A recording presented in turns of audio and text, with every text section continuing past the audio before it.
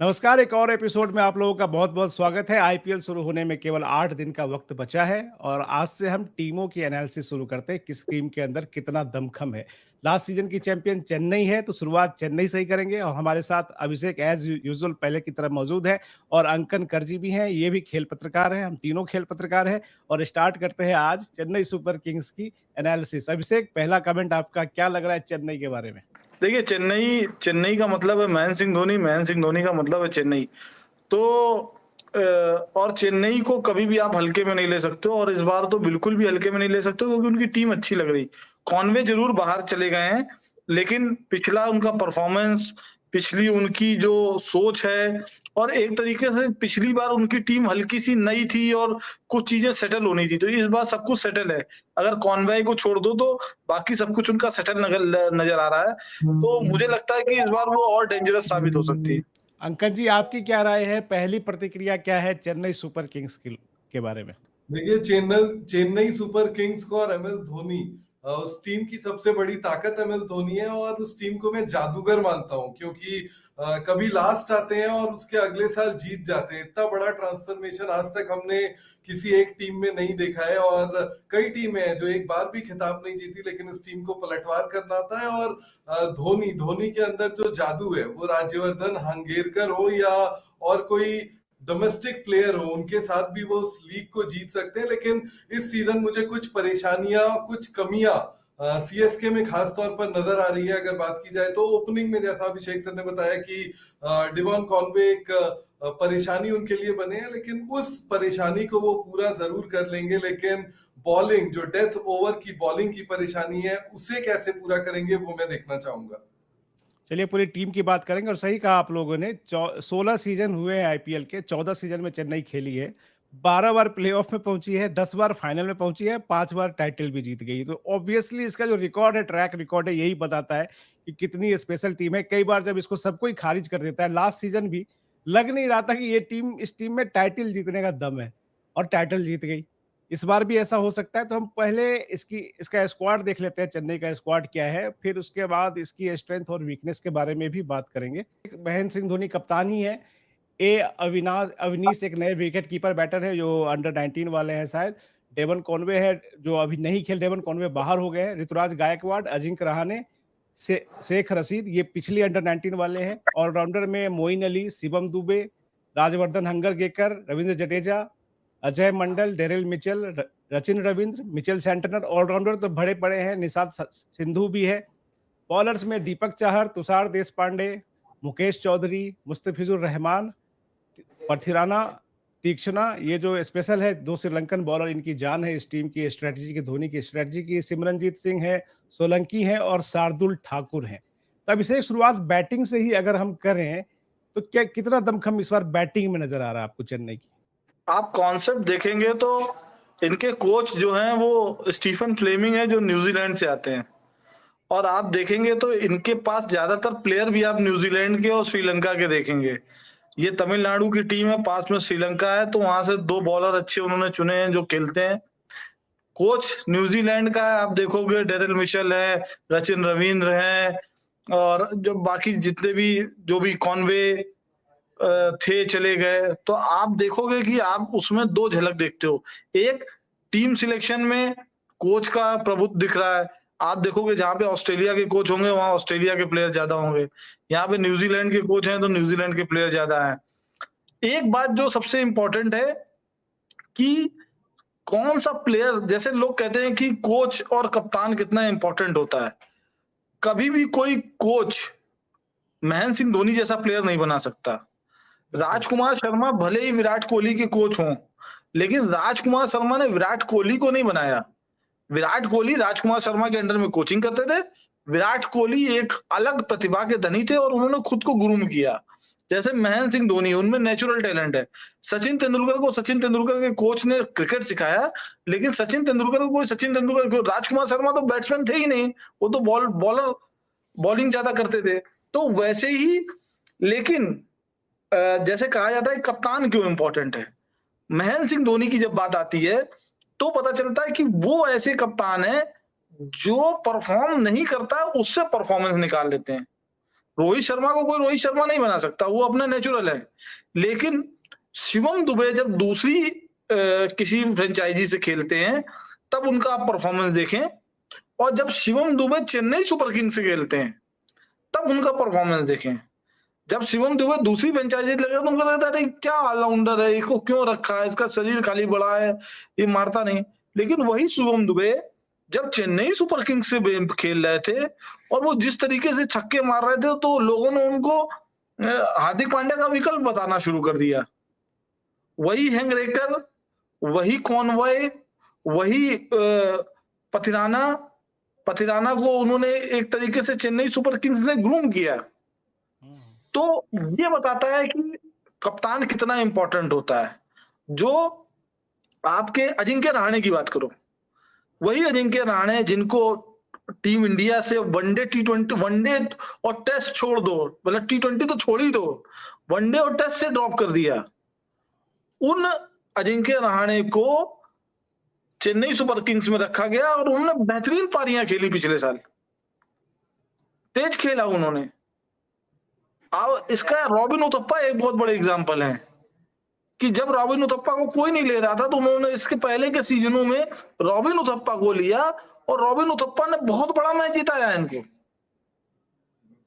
तो इस तरीके का जो कॉन्फिडेंस जो कप्तान इनके साथ खेलता होगा, निश्चित तौर पे वो जब दूसरी जगह परफॉर्म नहीं कर पाते हैं, और अगर इंडिया महेंद्र सिंह धोनी की कप्तानी की बात करो तो जोगिंदर शर्मा, जिसके ऊपर शायद सिलेक्टर ने भी चुना था, जिन्होंने उनको भी उसके ऊपर विश्वास नहीं होगा, वो जोगिंदर शर्मा महेंद्र सिंह धोनी की कप्तानी में भारत को इतना बड़ा वर्ल्ड कप जिताया उन्होंने। तो निश्चित तौर पर उनकी कप्तानी में कोई ना कोई बात है। कप्तान ऐसा होता है, देखो जो बड़े क्रिकेटर हैं उनको आपको सिखाने की जरूरत नहीं है और वो कप्तान की छाया में नहीं आते। लेकिन कप्तान अच्छा वो होता है जो शिवम दुबे, अजिंक्य रहाणे का जब खराब टाइम है तब उनसे उनका पीक निकलवाए, रॉबिन उथप्पा जब रिटायर होने की कगार में है तब उनके नेतृत्व में अच्छी इनिंग खेले, मोहित शर्मा जैसा बॉलर था जो कभी, लेकिन उन्होंने भी अच्छा परफॉर्म किया। तो मुझे लगता है कि ये खूबी जो है महेंद्र सिंह धोनी के अंदर है, जिस कारण वो अभी तक जो है कप्तान बने हुए हैं, सबसे लंबे समय से कप्तान बने हुए हैं। उनकी एज पे लोग रिटायर हो जाते हैं, वो अभी भी कप्तान है। जबकि सबको पता है, कई बार ऐसा हुआ कि वो खुद को कोशिश करते हैं कि उनकी बैटिंग ना आए, जबकि दर्शक उनकी बैटिंग देखना चाहते हैं। लेकिन अधिकतर ये होता है कि वो कोशिश करते हैं कि जितना कम से कम उनकी बैटिंग आए उतना वो, क्योंकि वो एक्सपोज ना हो, लेकिन वो मौके पे आके फिर परफॉर्म करते हैं। और इसीलिए बीच में रवींद्र जडेजा को कप्तान बनाया भी गया था, उसके बाद फिर महेंद्र सिंह धोनी ने कप्तानी संभाल ली और इस साल भी वो कप्तानी संभालेंगे। तो अंकल, कप्तानी तो जाहिर है बहुत अच्छी बात है। ओपनिंग की बात करें, कॉनवे नहीं है, एक तरफ से तो आपको खेलते हुए नजर आएंगे गायकवाड़, वो तो तय है। उनके साथ आप सचिन रविंद्र को ही देख रहे हैं, क्योंकि सचिन रविंद्र भले ही भारतीय मूल के हैं लेकिन विदेशी प्लेयर हैं। अगर वो आते हैं तो एक फॉरेन प्लेयर का स्पॉट लेंगे। पथिराना और आपको तीक्ष्णा पक्का खेलेंगे ही खेलेंगे फॉरेन प्लेयर के तौर पे। तो मोइन अली भी एक हैं। तो सचिन रविंद्र अगर खेलते हैं तो फिर आपको मिचेल को शायद बाहर रखना पड़ सकता है। तो क्या आप ये भी देख रहे हैं कि गायकवाड़ के साथ रहाणे ओपनिंग कर ले, या रहाणे नीचे ही आएंगे, रविंद्र ही ओपनिंग करेंगे? देखिए, महेंद्र सिंह धोनी जो है ना, वो अतरंगी कप्तान है सबसे ज्यादा। जैसा कि अभिषेक सर ने बताया, जोगिंदर शर्मा सिलेक्टर्स ने नहीं सोचा था, धोनी ने उनसे लास्ट ओवर डलवाकर T20 वर्ल्ड कप जीता। तो हम और आप यहाँ पर मुझे लगता है कि हम गेस करते रह जाएंगे और धोनी किसी एक्स फैक्टर प्लेयर को, एक नया एक्स फैक्टर प्लेयर जो है ना, वो बना सकते हैं। उनका कॉम्बिनेशन इस बार का, अगर आप CSK का ऑक्शन भी देखें, सिर्फ 6 खिलाड़ी उन्होंने खरीदे हैं। वो और किसी बिड में घुसे ही नहीं, उनको पता था उनको किसे खरीदना है। समीर रिजवी को उन्होंने 8 करोड़ से ज्यादा रुपए दिए। यूपी के प्लेयर है, आप लोग जानते ही हैं क्या पोटेंशियल है, किस तरीके से उनको खिला सकते हैं, लेकिन बहुत क्लियर थॉट्स में है। तो ओपनिंग की भी जो समस्या अभी हमें फिलहाल समस्या लग रही है, मुझे नहीं लगता कि महेंद्र सिंह धोनी को वो CSK में कोई समस्या लग रही है। वहां पर चाहे आप सचिन रविंद्र को खिलाए या अजिंक्य रहाणे को, मुझे लगता है कि एक अच्छी शुरुआत वहां पर मिल जाएगी। पिछले साल इनके 3 प्लेयर्स बहुत अच्छा खेले, जिसकी वजह से इन्हें जो है वो जीत मिली, लेकिन उसमें भी बहुत सारे प्लेयर्स नहीं थे। दीपक चाहर जैसे गेंदबाज इस टीम के पास पिछले बार नहीं थे, इस बार वो भी है, तो एक एडेड एडवांटेज है। और मुझे ऐसा लगता है कहीं ना कहीं डिवॉन कॉनवे का बाहर जाना एक ब्लेसिंग इन डिस्गाइज है सीएसके के लिए, क्योंकि ऑफ लेट उनका परफॉर्मेंस बहुत खराब आ रहे थे, रन नहीं बन रहे थे, स्ट्रगल कर रहे थे, और यहाँ पर आते और फॉरेन लैंड में फॉरेनर्स को अपना फॉर्म ढूंढने में और ज्यादा परेशानी होती है। जिस तरीके से प्लेयर्स की भरमार है और ऑलराउंडर्स की भरमार है, वहां पर ये बहुत अच्छे से जो है ना अपना परफॉर्मेंस कर पाएंगे। तो ओवरऑल जो है मुझे लगता है कि सीएसके बिल्कुल भी परेशानी में अभी तक इस सीजन में नहीं है, लेकिन इंजरी कंसर्न्स, शिवम दुबे की हम बात कर रहे हैं, रणजी ट्रॉफी में हमने देखा कि उनको भी कुछ ऑफलेट जो है वो चोट से वो जूझ रहे हैं, अजिंक्य रहाणे फॉर्म में नहीं चल रहे हैं, तो ये सब कुछ छोटे मोटे कंसर्न सीएसके के जरूर हो सकते हैं। लेकिन सीएसके अपने घर में चेपॉक में बहुत आराम से जो है ना वो मुकाबलों में हावी रहेगी दूसरी टीमों के मुकाबले, ये उनकी स्क्वाड को देखकर अभी लग रहा है। बिल्कुल, और जहां मैं भी बैटिंग देख पा रहा हूँ, अगर रविंद्र ही ओपनिंग करते हैं, रविंद्र, गायकवाड़, रहाणे, मोइन अली, शिवम दुबे, मतलब बैटिंग तो इनकी सॉर्टेड है, बैटिंग में कोई प्रॉब्लम भी नहीं है, ऑलराउंडर्स भी इनके पास बहुत ज़्यादा है। लेकिन जो एक कमी है, जिस पे अंकन ने भी शुरुआत में बताया कि इनकी जो बॉलिंग है, ये बहुत तगड़ी नहीं लग रही है, स्पेशली फास्ट बॉलिंग का जो डिपार्टमेंट है। सबसे अच्छे फास्ट बॉलर इनके दीपक चहर नज़र आ रहे हैं, फिर शार्दुल ठाकुर नज़र आ रहे हैं। तो अभिषेक, नहीं लगता कि बॉलिंग का जो डिपार्टमेंट है, स्पेशली पेस बॉलिंग का जो डिपार्टमेंट है, एक ऐसा एरिया नज़र आ रहा है जहाँ पे चेन्नई सुपर किंग्स इस सीज़न में फँस सकती है? नहीं, मुझे लगता है चेन्नई का कभी भी मजबूत पहलू फास्ट बॉलिंग नहीं रहा है। वो उन्हें पता है कि 7 मैच उनको अपने चेन्नई में खेलने हैं, और 7 मैच अगर वो 7 में 6 भी जीत जाते हैं और बाहर 2 मैच जीत जाते हैं, तो 8 मैच जीत के आप आराम से 8 मैच आप आराम से जीतकर आप प्लेऑफ में जगह बना सकते हैं। तो उनकी मेन मजबूती रहती है खासतौर से ऐसे ऑलराउंडर जो स्पिन कर सकते हों। उनको दिक्कत कब होती है? जब मैच दुबई में होते हैं। उनको दिक्कत कब होती है? जब मैच मुंबई में होते हैं कोरोना के कारण। उनको दिक्कत तब नहीं होती है जब होम और अवे के आधार पे मैच होते हैं। तो 7 मैच में से उनका कॉन्सेप्ट ये रहता है कि 6 मैच हम जीते और 2 मैच और जीते और 8 मैच जीतकर हम प्लेऑफ में जगह बनाएँ। तो उस कॉन्सेप्ट के आधार चल रहे हैं। उनके पास रवींद्र जडेजा है, उनके पास मोइन अली हैं, उनके पास श्रीलंका के स्पिनर हैं। तो 3 स्पिनर उनके पास ऐसे हैं जो चेन्नई की, आप जब चेन्नई में मैच खेलोगे तो वो उनके हिसाब से पिच बनेगी। उनका क्यूरेटर होते हैं, तो वो उस हिसाब से पिच बनाते हैं जो उनके मुफीद हो। तो मुझे लगता है कि कोई बहुत बड़ी प्रॉब्लम नहीं आने वाली है। और जब बाहर मैच खेलते हैं तो दीपक चाहर आपको शुरू में ही उनसे 2-3 ओवर 4 ओवर करवा लेते हैं, क्योंकि वो स्विंग करने के मास्टर हैं। उनके पास पथिराना है जो अच्छी बॉलिंग करते हैं। शार्दुल ठाकुर बीच के 2-3 ओवर फेंक ही लेते हैं। तो शिवम दुबे से 1-2 ओवर करा देते हैं। तो मुझे लगता है कि ऐसी कोई बहुत बड़ी प्रॉब्लम, तेज बॉलिंग उनकी बहुत बड़ी प्रॉब्लम होने नहीं वाली है। क्योंकि आप कभी भी इतिहास देख लो कि Mahendra Singh Dhoni as a captain बहुत वो पेस बॉलर के मुफीद, मतलब पेस बॉलर को प्यार करने वाले वो कप्तान नहीं रहे हैं। आप जब भी देखो, आप वो उनकी जो पहली चॉइस होती है वो स्पिनर ही होते हैं। चाहे वो जब इंडिया टीम के कप्तान थे तब भी उनका जो फर्स्ट चॉइस, फर्स्ट लव था वो स्पिनर ही थे। और जो आपने जो ये टर्निंग ट्रैक और एक समय जो रैंक टर्नर टेस्ट में देखना शुरू किया था, वो महेंद्र सिंह धोनी की कप्तानी में ही शुरू हुआ था। तो अंकल, आपने शुरुआत में कहा था डेथ बॉलिंग में थोड़ी प्रॉब्लम नज़र आ रही है। अगर हम भी अगर ज़रा देखें कि पथिराना एक अच्छे डेथ ओवर के बॉलर हैं, तीक्ष्णा भी भला की स्पिनर है, लेकिन डेथ ओवर्स में ये भी बॉलिंग कर सकते हैं। इनके अलावा आपको डेथ ओवर्स में अगर मुस्तफिजुर खेलते हैं तो शायद वो खेलेंगे, लेकिन मुस्तफिजुर खेलेंगे तो फिर किसी फॉरेन प्लेयर को आपको बाहर बिठाना पड़ेगा। तो डेथ ओवर्स की बॉलिंग को कहाँ और कैसे देखते हैं आप चेन्नई सुपर किंग्स? देखिए, चेन्नई में जो मुकाबले सीएसके के होंगे वहां पर तो उनकी डेथ बॉलिंग भी जो है ना वो सॉल्व हो जाएगी, क्योंकि चेन्नई में जो है वो स्लो बॉलर्स इनके जो है वो काम कर जाएंगे। दीपक चाहर, जैसा कि आप लोगों ने बात की, शुरुआती ओवर्स में वो अपने ओवर पूरे कर लेंगे, लेकिन शार्दुल ठाकुर जो है मुझे लगता है कि खास इसी वजह से इस सीजन लिए गए हैं इस टीम में, क्योंकि जो लास्ट के डेथ ओवर्स है ना, चेन्नई के मैदान पर जो खासतौर पर मैचेस होंगे वहां पर काफी कारगर साबित हो सकते हैं। और इसके अलावा इनके पास सबसे अच्छी बात मुझे सीएसके की ये लगती है कि ये अपने बेस में बदलाव नहीं करते। पिछले साल भी इनके पास, जैसा अभिषेक सर बोल भी रहे थे, कि ऐसे कोई बहुत बड़े गेंदबाज इनके पास पेसर्स की बात करें तो नहीं थे।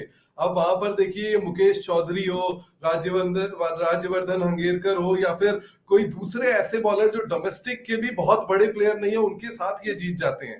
तो कहीं ना कहीं वो problem resolve Chennai Super Kings अपने घर में तो कर लेगी, लेकिन जब ये अहमदाबाद में, मुंबई में या फिर दूसरे लखनऊ के स्टेडियम में खेलने पहुंचेंगे, वहां पर इनको थोड़ी सी परेशानी जो है वो इस पर हो सकती है। लेकिन वही है कि एमएस धोनी जो है ना, वो आखिरी ओवर तक मुकाबला ले जाकर जीत हासिल कर लेते हैं। और एक बहुत यूनिक चीज जो चेन्नई सुपर किंग्स में मैंने इतने सालों में जो देखी है ना, वो है कि यहाँ पर इस टीम में, क्योंकि एमएस धोनी की ही चलती है, तो कोई भी अगर बवाल होता है, कोई भी अगर नोकझोंक होती है, तो वो काफी अच्छे तरीके से सॉल्व कर लिया जाता है, तो टीम का माहौल खराब नहीं होता। आप देखिए, जिसका जिक्र अभिषेक सर ने, जडेजा को कप्तान बनाया गया था, लेकिन उसके बाद जब कप्तानी हटाई गई तो चीजें आउट ऑफ कंट्रोल हुई, लेकिन उसके तुरंत बाद चीजों को कंट्रोल में लाया गया। आज मुंबई इंडियंस को हम देख रहे हैं कि वहां पर बवाल खत्म ही नहीं हो रहा। रोहित शर्मा 1.5 किलोमीटर दूर जाते हैं, लेकिन अपनी टीम की प्रैक्टिस प्री सीजन कैंप में नहीं जा रहे।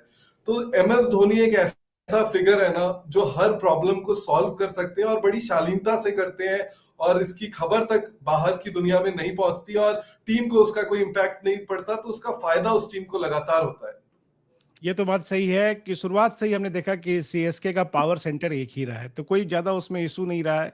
और जो भी प्लेयर सीएसके के लिए खेले हैं, वो हर प्लेयर जो है टीम की तारीफ करते हैं। ये बात तो चेन्नई की है, सही है। अभिषेक, अगर आगे चेन्नई की स्ट्रैटेजी की बात करें, स्क्वाड तो हम लोगों ने देख लिया। हम लोगों को बाहर से भले कुछ कमी नजर आ सकती है, लेकिन चेन्नई ने ऑक्शन में भी बहुत एग्रेसिव चेन्नई नहीं था, तो अपने स्क्वाड से वो कहीं ना कहीं खुश है। तो स्क्वाड में धोनी के पास सॉल्यूशन जरूर होगा, जो प्रॉब्लम हमें नजर भी आ रही है। स्ट्रैटेजी क्या हो सकती है चेन्नई की? फिर से एक बार वो अपने घर में वो पूरा स्पिन ट्रैक और एक आध बैटिंग पिच, अगर कोई सामने वाली टीम में स्पिनर अच्छे है तो उसके खिलाफ बैटिंग पिच। चेन्नई में हम देखते हैं 2 तरह की पिच होती है, एक तो स्पिन ट्रैक और एक नॉर्मल बैटिंग पिच जिसपे रन खूब बनते हैं। इस बार आपको चेन्नई की स्ट्रैटेजी कैसी नजर आ रही है, क्या होगी? देखिए, चेन्नई और महेंद्र सिंह धोनी, जैसे महेंद्र सिंह धोनी जब भी कप्तान थे, वो बहुत चिप चॉप नहीं करते, कंटिन्यूएशन में अपनी टीम को खिलाते रहते, बेस नहीं बदलते, जो उनका कोर रहता है वो हमेशा रहता है। परिस्थिति के हिसाब से 1-2 चेंज करने होते हैं, वही करते हैं। जब वो इंडिया टीम के कप्तान थे तब भी यही किया, जब वो चेन्नई के कप्तान है तब भी यही किया। उनके मालिकों में भी यही है। जो इंडिया सीमेंट्स है, आप देखिए, पहले स्टीफन फ्लेमिंग चेन्नई सुपर किंग्स के लिए खेले, उसके बाद वो वहीं से कोच बने रहे और आज तक वो कोच है। इवन कोचिंग स्टाफ में भी चेंज नहीं होता, मीडिया मैनेजर भी वही हैं, उनके मैनेजर भी वही हैं, उनके सीईओ भी वही हैं। जो मतलब एक टीम के अंदर की बात नहीं कर रहा हूँ, जो टीम के बाहर का बेस है वो भी वही है। पहले भी काशी जी चलाते थे टीम को, आज भी काशी जी टीम को चला रहे हैं बाहर से, जो मैनेजमेंट का है। पहले जो मीडिया मैनेजर थे, आज भी वही मीडिया मैनेजर हैं। पहले जो कोच थे वही आज कोच हैं। परिस्थिति जन कुछ बदलता रहता है, हालांकि उनके जो कप्तान पहले सीजन में थे वो भी आज कप्तान है। तो वो पूरी इंडिया सीमेंट्स की जो टीम है, उसका कार्य प्रणाली इस तरीके की है जो महेंद्र सिंह धोनी में भी रच बस गई है। आप स्ट्रेटजी की बात करें, मुझे नहीं लगता कोई स्ट्रेटजी होगी। मैंने जैसे आपको बताया, धोनी की टीम को आप अगर देखें तो उनकी हर प्लेयर, कोई एक प्लेयर एक मैच जिताने का मादा रखता है, और वो अपनी टीम में 7 या 8 ऐसे प्लेयर रखते हैं जो आपको एक एक मैच जिताएं। वो 8 प्लेयर ने आपको एक एक मैच जिता दिए, आपने 8 मैच जीत लिए, आप प्लेऑफ में आ गए, उसके बाद आपको 2 मैच जीतने हैं। उनकी पहली कोशिश यही रहती है कि आप टॉप 2 में आ जाओ 8 मैच जीत के। और मैंने आपको पहले बताया, 8 में से आपको 7 मैच अपने होम ग्राउंड में खेलने हैं।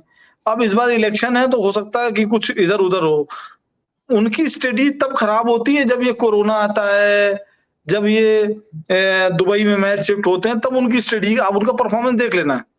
उनकी स्ट्रेटजी में जब लोचा तभी होता है जब वो 7 मैच चेन्नई की जगह कहीं और खेले जाते हैं, तब उनकी स्ट्रेटजी में लोचा होता है। या लोचा तब होता है जब उनकी टीम 2 साल बैन होती है, और बैन होने के बाद जब रिकवरी होती है तो आपको जो है उन प्लेयरों को लेना पड़ता है या उसमें आप थोड़ा सा लॉस में होते हो।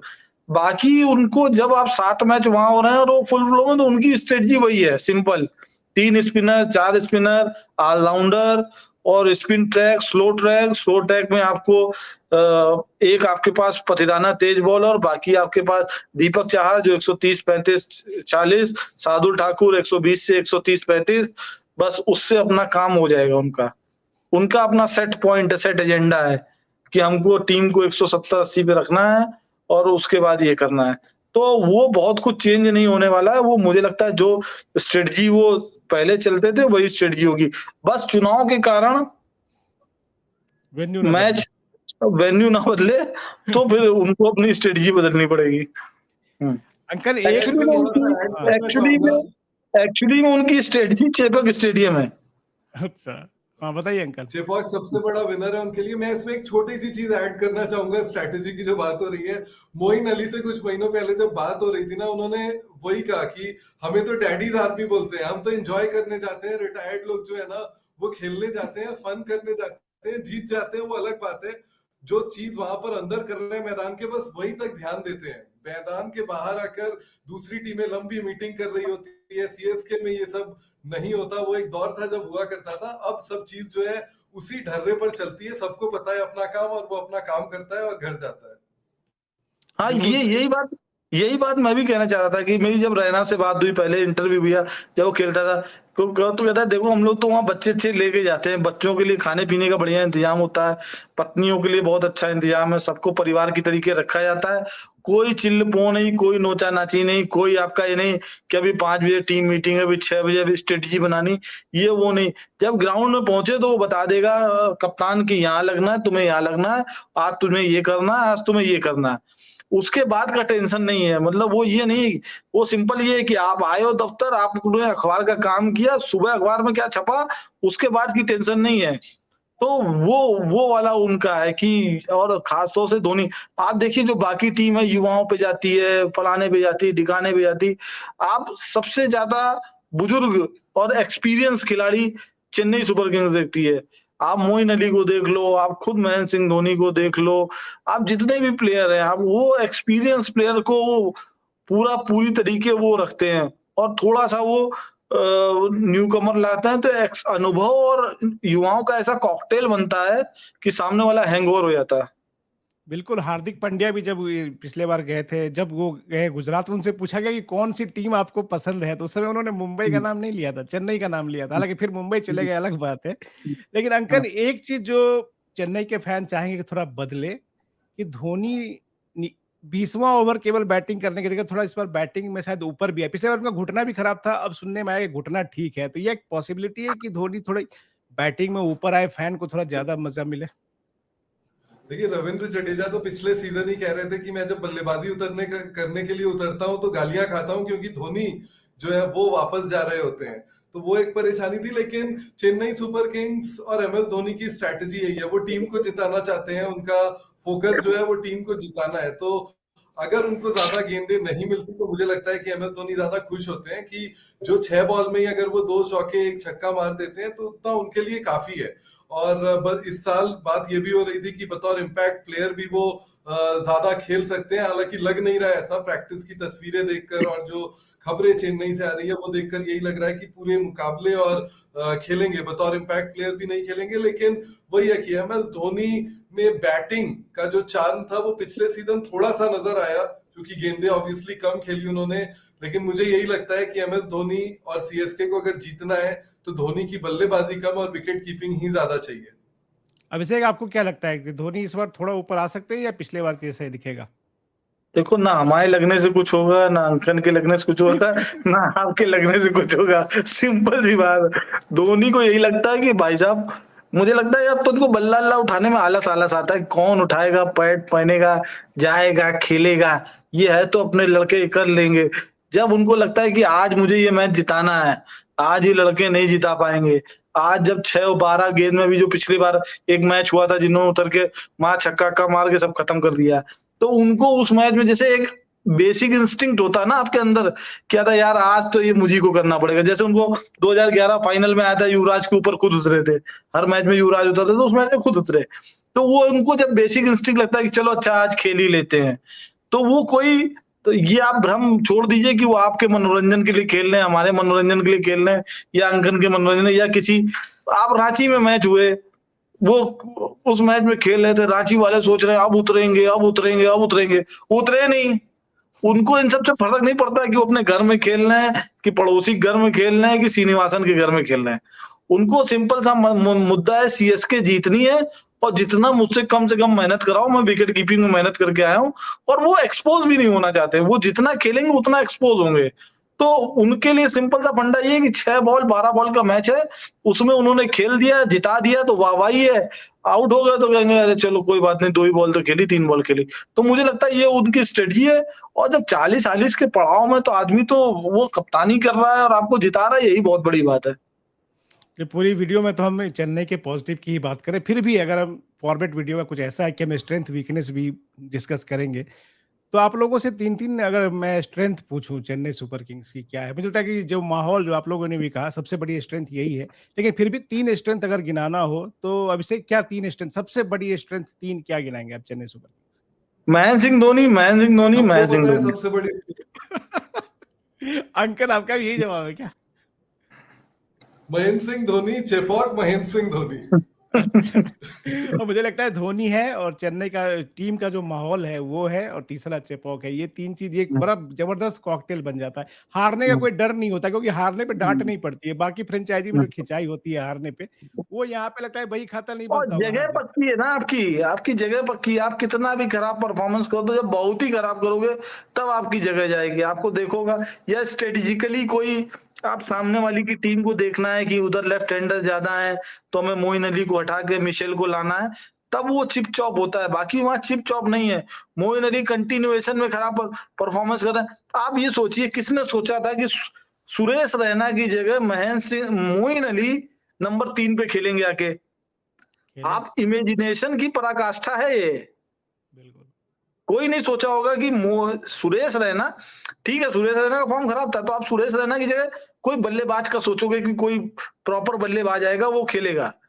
लेकिन सुरेश रैना को नीचे उतार के उनको बचाना, मतलब वो उनको वो मौका देना कि जहां पे जाके वो तेज खेलें, और मोइन अली को ऊपर उतारना। आपने सोचा था मोइन अली तीसरे नंबर पे उतरेंगे? उन्होंने उतारा, उनकी स्टडी थी, और मोइन अली ने रिटर्न दिया। तो आप उनका उस तरीके का, मोइन अली अभी कंटिन्यूएशन में टीम में है। बिल्कुल। चलिए, स्ट्रेंथ तो आप पता चल गया, वीकनेस की ये बात कर लेते हैं। अब तक तो हमने टीम की तारीफ ही करी है, लेकिन हर टीम में जैसे कुछ वीकनेस होता है, तो इस टीम की वीकनेस क्या नजर आ रही है? अभिषेक आप ही बताएं पहले। लोकसभा चुनाव, जिससे वेन्यू बदल सकता है। तो ये उनकी वीकनेस हो सकती है। उसके अलावा जैसे उन्होंने कहा कि डेथ बॉलिंग, अगर आप चेपक में 7 में से 6 मैच नहीं जीते, फिर आपको फॉरेन सॉइल पे जो है दबाव होगा। आपने शुरू से अगर उनकी स्ट्रेटजी देखी होगी तो आप वो पहले ही सारे मैच जीत लेते हैं, खत्म करते हैं, और आखिरी में मतलब सबसे पहले वो उनका अपना फोकस रहता है कि जीत जात के खत्म करो। उसके बाद कुछ फोन होना आएगा, कुछ करना, बात अलग की है।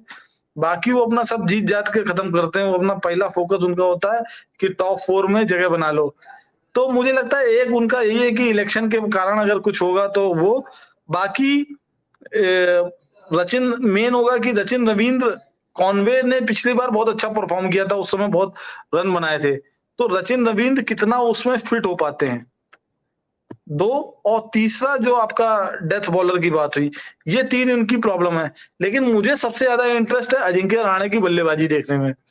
मुझे हमेशा से, मैं ऐसा आदमी रहा हूँ जिसको वेंकटेश प्रसाद की बल्लेबाजी देखने में बड़ा मजा आता था, जिसको जवागल श्रीनाथ की बल्लेबाजी देखने में बड़ा था, विजय यादव की बल्लेबाजी देखने में बड़ा मजा आता था, क्योंकि उनको बल्लेबाजी आती नहीं थी।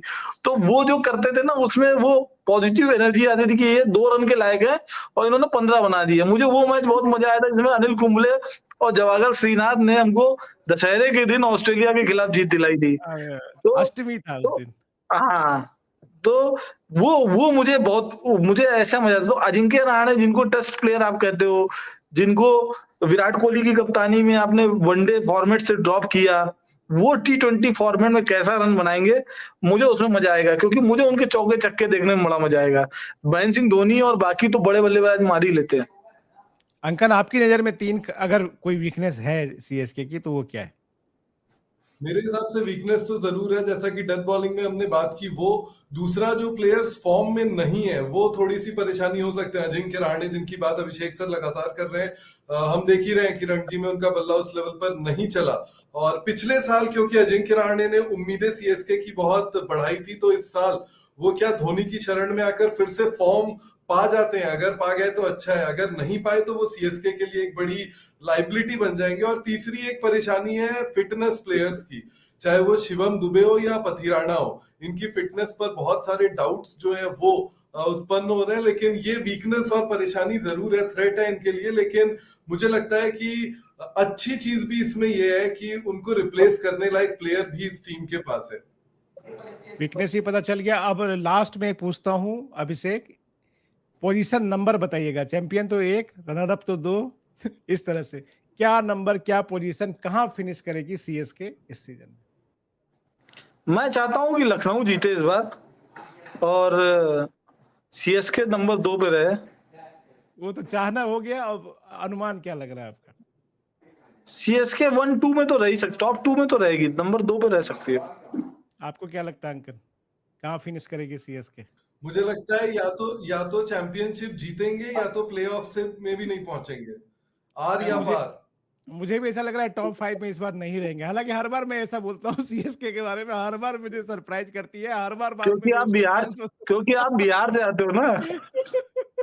अब तो और सपोर्ट करेंगे ना। ना तुम वो बिहार वाले आदमी हो जो किसी बिहारी को सपोर्ट नहीं करोगे। नहीं, धोनी मुझे पसंद है। हालांकि मैं मुंबई इंडियंस का फैन रहा हूँ लंबे समय तक। इस बार पहली बार मैंने डिसाइड किया कि मुंबई को नहीं सपोर्ट करना है। कारण हम सबको पता है, रोहित की कप्तानी हटने के कारण नहीं, सचिन की वजह से। मैं सचिन की वजह, जब से सचिन जुड़े थे मुंबई इंडियंस में, तब से मैं लगातार मुंबई इंडियंस का ही फैन रहा था। उसके बाद कोई आए कोई जाए, इस बार नहीं करूंगा पहली बार। अब रीजन नहीं बताऊंगा, लेकिन इस बार नहीं करने वाला हूँ। मेरा आश्चर्य ये है कि मुझे आज तक किसी भी फ्रेंचाइजी से लव प्यार हुआ ही नहीं। मुंबई से था मुझे। वैसे अंकल, आपकी फेवरेट मुझे पता नहीं, सचिन भी खेले, लेकिन मुझे कभी मतलब फ्रेंचाइजी टीम से प्यार ही नहीं हुआ। कोई बात नहीं, अब हो जाएगा। अंकल, मुझे आपकी फेवरेट टीम? ये धोनी की वजह से पसंद है सीएसके, और की कोई वजह नहीं है पसंद होने की। जिस दिन धोनी चले जाएंगे शायद उस दिन अब सीएसके भी फेवरेट टीम नहीं रहेगी। चलिए, लेकिन आज हम लोगों ने सीएसके पे बहुत अच्छी चर्चा की। और आप लोग से रिक्वेस्ट है कि प्लीज चैनल को सब्सक्राइब जरूर कीजिएगा, वीडियो को लाइक जरूर कीजिएगा। हम लोग ग्रो कर रहे हैं, लेकिन आप लोग सपोर्ट करेंगे तो और तेजी से ग्रो करेंगे। तो चलिए अभिषेक, अगला वीडियो किस टीम पे रखेंगे? मुझे लगता है केकेआर पे करना चाहिए। ठीक है, तो अगले एपिसोड में हम लोग केकेआर पे बात करेंगे। अंकल, आपसे भी रिक्वेस्ट है कि तो आप मेरे बंगाली दोस्त बहुत सारे हैं। अच्छा, पता है मुझे। ठीक है, नेक्स्ट वीडियो केकेआर पे होगा। वीडियो को लाइक कीजिए, चैनल सब्सक्राइब कीजिए। मिलते हैं अगले एपिसोड में। Good bye, take care, bye bye.